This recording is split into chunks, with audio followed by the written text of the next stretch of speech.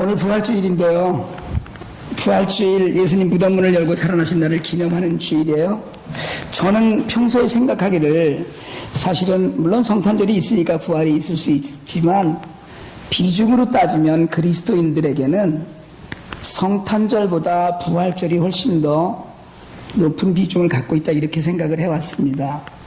그리고 성탄절보다 훨씬 더 깊은 날이 부활절이어야 되는데 오늘 사실은 모든 한국교회가 그리고 미주에 있는 한인교회조차 진도 앞바다에서 일어난 세월호 침몰 사건 때문에 굉장히 마음이 무거운 부활절을 보냅니다. 거의 한국에 계신 모든 목사님들이 설교의 갈피를 잡지 못하고 계십니다.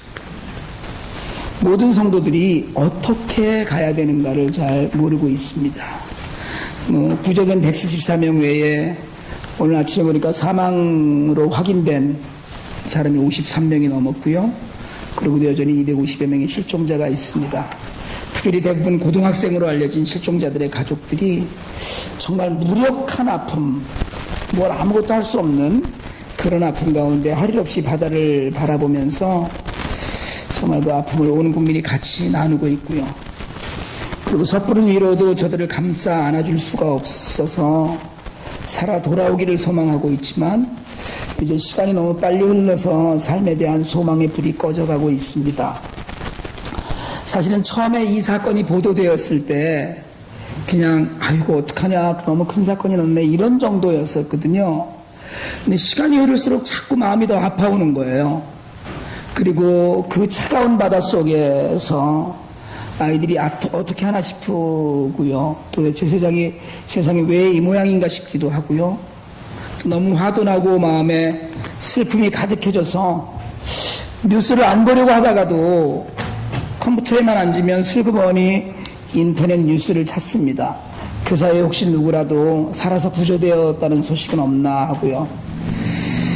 그리스도의 십자가의 고난을 묵상하는 고난주간에 십자가가 아니라 고등학생 실종자들과 그 가족들을 염려하는 마음으로 한국에서는 요즘 온 국민이 일이 손에 안 잡히고 소화도 안 되고 하는 국가적인 트라우마에 지금 시달리고 있답니다.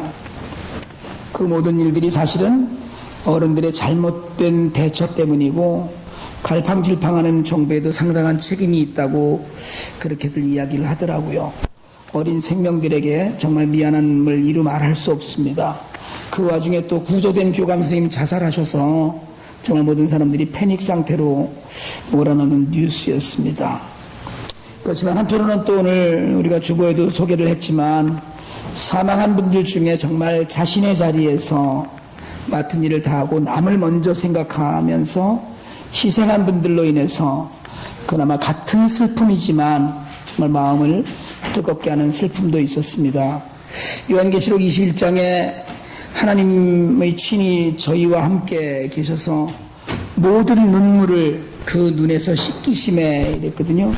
다시 사망이 없고 애통하는 것이나 곡하는 것이나 아픈 것이 다시 있지 아니하리니 처음 것들이 다 지나갔음이니라 했습니다.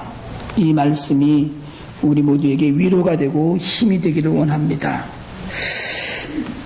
2주 전쯤에 제가 제 아내와 함께 아는 분을 만날 기회가 있었는데 그분이 1,000불을 주시더라고요. 교회 이름으로 하나님 나라를 위해서 써달라는 의미로 주신 거거든요. 그래서 당연히 IT 가는데 쓸 거라고 생각을 했죠. 이번에 지금 후원금 모금이 거의 안 돼서 애를 쓰고 있었거든요. 그리고 어제 말고 지난주 토요일 날 어린이재단 모임에 가서 제가 IT 사역을 소개하고 좀 울었었거든요. 애들 뭘 먹이는 게 늘 안타까워서요. 쌀값이 잘 안 모이는데 1,000불을 갖고 있었잖아요. 근데 월요일날 중앙일보에 세라 유양에 관한 기사가 났습니다. 리치필드 고등학교 학생인데 예일대학교에 합격을 했다는 거예요. 예일대학교에 합격을 했는데 부모님이 이혼을 하고 외조부 손에서 크고 또 지금 이제 어머니와 같이 사는데 어려운 환경 가운데 용기 있고 씩씩하게 공부한다는 기사였는데 기사 끄트머리에 그렇게 썼더라고요. 노트북 살 돈이 없어서 그게 제일 급하다는 기사가 났어요. 그럴 수 있겠다 싶더라고요. 그럴 수 있겠다 싶었는데, 근데 그런 걸 읽으면 왜 그렇게 가슴이 먹먹해지는지, 그냥 기사를 읽고 제 아내에게 얘기를 했죠. 어떻게 할까? 그랬더니 제 아내가 제 속을 빤히 들여다보고는 거기 보내야지 뭐 이러더라고요. 그래서 중앙일보에 연락을 해서 소식을 보도한 서한석 기자랑 통화를 했어요. 굳이 뭐 학생 연락처를 달라고 할 것까지는 없을 것 같아서, 어차피 뭐 교회에 헌금하신 것도 아니고 하나님 나라를 위해서 쓰는 일이니까 그냥 우리가 천부를 후원하겠다고 했어요. 그게 금요일 날 신문에 기사가 났습니다. 사실 뭐 아내도 저도 별로 대수롭지 않게 생각을 했어요. 정말 공부해야 되는 아이, 공부할 아이, 노트북 하나가 급하다는데 내 손에 쥐어진 돈으로 거기 쓰면 하나님께서도 기뻐하시리라 믿었죠. 그게 어차피 저 쓰라고 무슨 용돈을 준 것도 아니고 뭐 교회에서 쓰시라고 헌금해 준 것도 아니고 그랬거든요. 그래서 그냥 IT는 그냥 두었어요. 아까 광고에 말씀드렸습니다마는 지지난 주말에 한국에서 목사님과 장로님 4분이 저희 IT 사역을 많이 도와주시는 분이 계셔요. 5월 5일 어린이날이고 6일이 4월 초파일인데 휴가를 내시겠다고 그러면서 IT에 같이 가시겠다고 연락이 왔습니다. 그러니까 한국에서 주일 예배를 마치고 비행기를 타시면 여기 주일날 밤에 도착하시거든요. 그래서 하루 저녁을 묵으시고 월요일날 새벽에 IT로 떠났다가 목요일날 저녁에 도착해서 공항에서 곧장 대한항공 밤 비행기 타시면 토요일날 새벽에 한국에 도착하는 강행군이에요. 남편이 장로님이시고 아내 되시는 분이 목사님이신데 그 장로님이 사실은 그 서울 광영교회 조현삼 목사님 교회 집사님으로 계시다가 IT 지진이 났을 때 2010년도에 저하고 같이 들어갔던 분이에요. 그런데 나중에 이제 다시 연락이 와서 사모님께서 목사 안수를 받으시고 개척을 하셨다는 소식을 들었거든요. 사업을 하시는데 참 많이 도와주셨죠. 작년에 IT에 집 10채를 지어주셨고요. 그리고 한 번 또 10,000불씩 보내서 쌀도 살 수 있게 해주셨고, 지난 봄에 한국에 나갔을 때 정말 아름답게 대접도 받고 했습니다. 그래서 이번에 함께 가보자고 하시는데 너무 반가웠죠. 근데 이분이 목요일날 이메일을 보내셨어요. IT 갈 때 쌀 사는데 보태라고 10,000불을 보내겠다고 그러시더라고요. 2월에 갔을 때 아이들 도시락 먹이면서 마음이 울컥울컥 했습니다. 도시락 앞에 놓고 평생 처음 그렇게 잘 볶아진 밥에 닭다리가 2개씩이나 얹혀진 도시락을 받아든 아이들이 그거를 그렇게 감격해하고 그 어린아이들이 깨끗이 어른들이 먹어도 많은 양의 도시락을 비우는 걸 보면서 이번에도 좀 먹이고 싶었어요. 밥을 하고 닭을 사다가 요리를 하고 해도 비용이 좀 들 거고 쌀도 좀 넉넉하게 사두어야지 8월까지 버틸 텐데 마음에 짐이 됐었죠. 그런데다가 잘난 척하고 1,000불 학생 장학금으로 들이밀었는데 울어서 그랬는지 좋은 일 했다고 칭찬하시는 건지 어쨌든 일단 10,000불어치는 쌀을 사게 됐어요.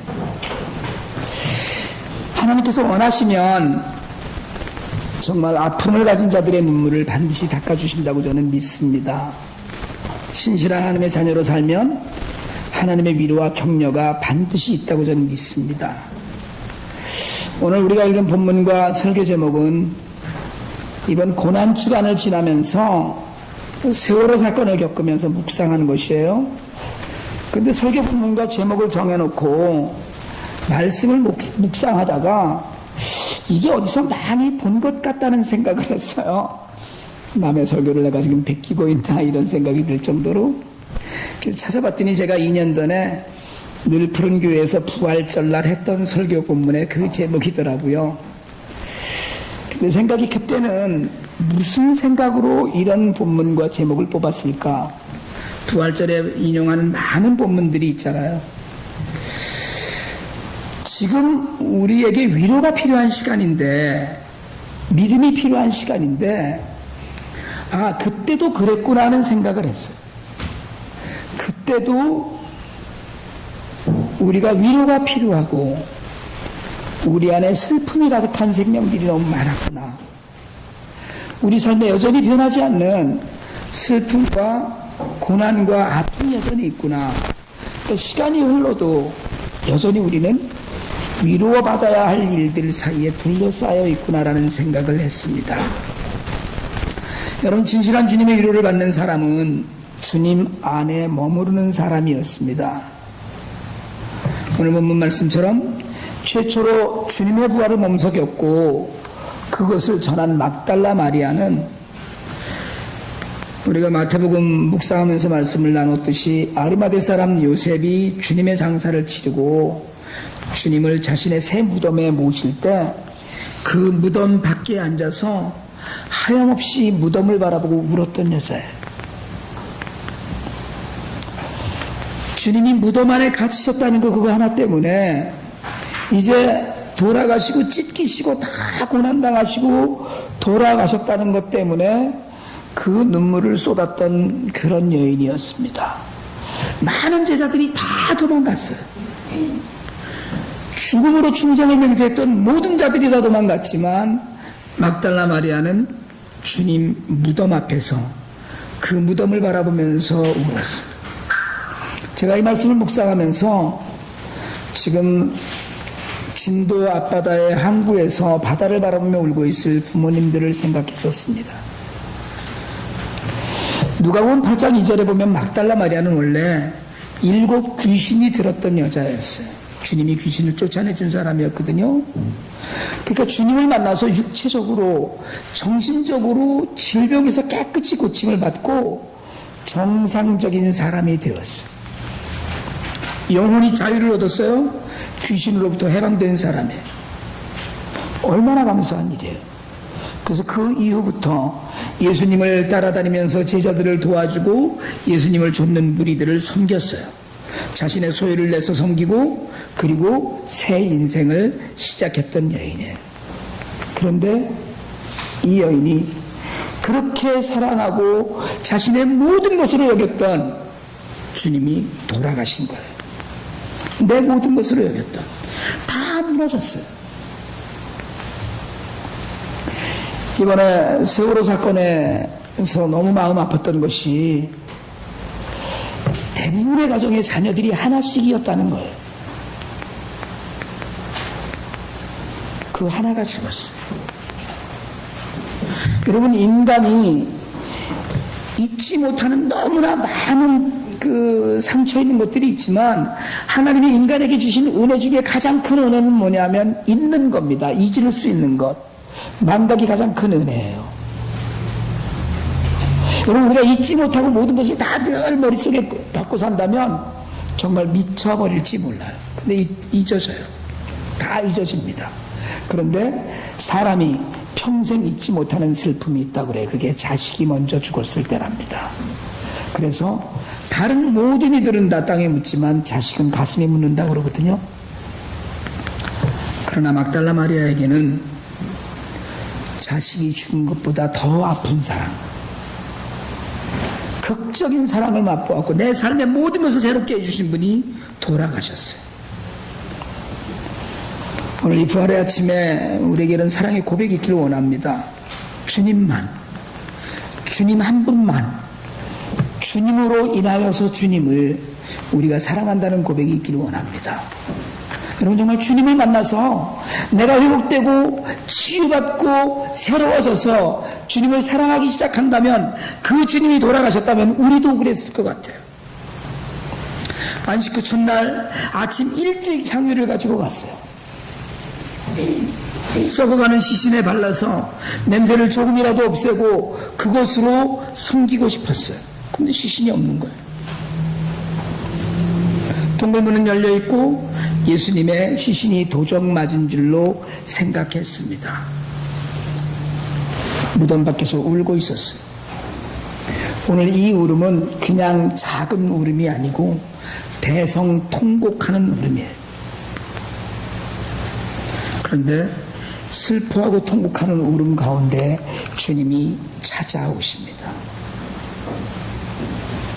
여러분, 울고 싶은 일들이 우리 인생에 많이 있습니다. 항상 기뻐하라 이래서 기독교인들은 늘 기뻐해야만 되는 그런 그 의무감 같은 걸 느껴요. 여러분, 주님 앞에서 우세요. 기뻐하지 마세요. 기뻐할 일만 있는 세상이 아닙니다. 아픈 일이 있고 정말 울고 또 울어도 채워지지 않는 그런 슬픔이 우리에게 너무나 많아요. 인생에는 쏟아놓아서 너무 눈물이 흘러서 너무 많은 것을 쏟아내어서 기진하고 탈진해서 죽을 것만 같은 그런 슬픔들이 인생에 얼마든지 있습니다. 여러분, 주님 앞에서 우시길 바랍니다. 주님은 울고 있는 자에게 찾아오셔요. 천사가 먼저 묻습니다. 어찌하여 우느냐? 몰라서 묻는 게 아니에요. 그러나 주님은 언제나 우리가 우리 입으로 대답하기를 원해요. 우리 입으로 뭔가 이야기하기를 원하십니다. 38년 된 병자에게 물으셔요. 내가 낫고자 하느냐? 아니, 그걸 뭘 물으시기는 당연히 낫고자 하죠. 그런데 주님은 그 입으로 고백하는 걸 듣고 싶어 하셔요. 마리아를 지금 깨우치려고 묻습니다. 여자여, 어찌하여 우느냐? 오늘 주님이 우리를 찾아오셔서 왜 우느냐고 물으시면, 왜 슬퍼하느냐고 물으시면, 왜 아프냐고 물으시면 여러분, 있는 그대로 이야기하실 수 있길 바랍니다. 숨길 필요가 없어요. 주님, 내 인생에 주님이 허락하신 하나님의 자녀로 사는데도 이런 어려움이 있습니다. 이런 아픔이 있습니다. 이런 슬픔이 있습니다. 주님 앞에 고백하실 수 있길 바랍니다. 마리아는 이미 듣고 있었지만 부활의 소망을 가지고 주님을 찾아간 것이 아니에요. 이미 돌아가신 분, 이미 죽어서 끝난 분을 찾아간 것뿐이에요. 사람이 내 주를 가져다가 어디다 뒀는지 내가 알지 못하기 때문에 운다고 시체를 찾고 있어요. 그러나 오늘 마리아를 찾아온 주님은 시체로 무기력하게 썩어가는 주님이 아니십니다. 마리아를 예수님 외면하지 않으셨어요. 마리아 곁에 계셨어요. 마리아와 늘 동행하셨어요. 우리가 알기 전에 우리의 고통을 아시는 분이에요. 우리가 눈물을 쏟고 피눈물을 쏟는 것 같은 삶 가운데 있지만 사실은 그 모든 것을 미리 알고 계신 분이에요. 그 예수님이 우리에게 믿음을 오늘 요구하셔요. 고통받는 사람을 결코 외면하지 않으시는 주님, 슬픔 가운데 있는 자를 결코 버리지 않으시는 주님, 잃었던 사랑을 회복시키는 일에 앞장서서 나서시는 주님, 사랑으로 앞에 오시는 주님이 우리를 구원하시고 우리 때문에 십자가에 돌아가신 주님이셔요. 주님이 다시 살아나셔서 우리에게 소망을 주실 것이라는 사실을 깨닫지 못하고 그것 때문에 슬퍼하고 통곡했던 그런 마리아 앞에서 주님의 말씀은 까마득하게 있고 주님의 권세는 까마득하게 있고 슬퍼하는 마리아 앞에서 주님 다시 물으셔요. 어찌하여 울면 누구를 찾느냐? 여러분, 우리가 울고 주님을 찾습니다. 우리가 잊어버리는 게 하나 있어요. 주님에게 능력이 있다는 걸 잊어버려요. 주님에게 권세가 있다는 걸 잊어버려요. 우리가 하나님의 자녀라는 걸 자꾸 잊어버려요. 나 때문에 주님이 십자가에 돌아가셨다는 걸 자꾸 잊어버립니다. 그래서 울어요. 이제 소망이 끊어졌다고 웁니다. 여러분, 사실은요, 내게 문제가 있는 건 문제가 아니에요. 사람이 죽는 건 문제가 아닙니다. 가장 큰 문제는 하나님이 돌아가셔야 문제예요.